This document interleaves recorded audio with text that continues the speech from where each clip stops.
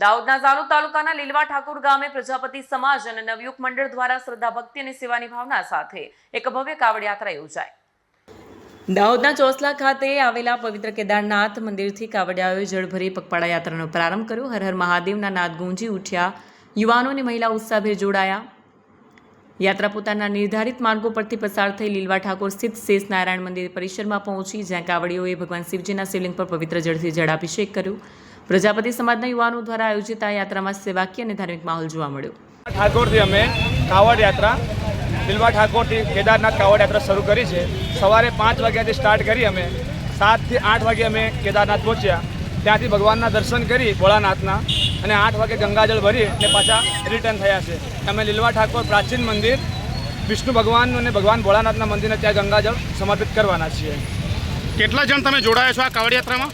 ઘર દીઠ દરેક 40-45 જણ છે, 50 જણ છે। સમર્પણ ક્યાં થવાનું છે તમારું? વિષ્ણુ મંદિર લીલવા ઠાકોર।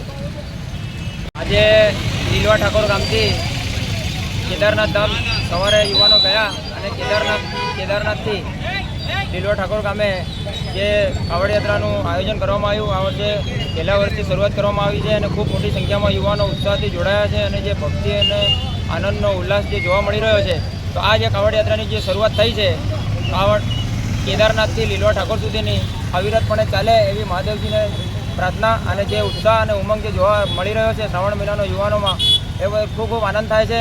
નમઃ પાર્વતી પતે।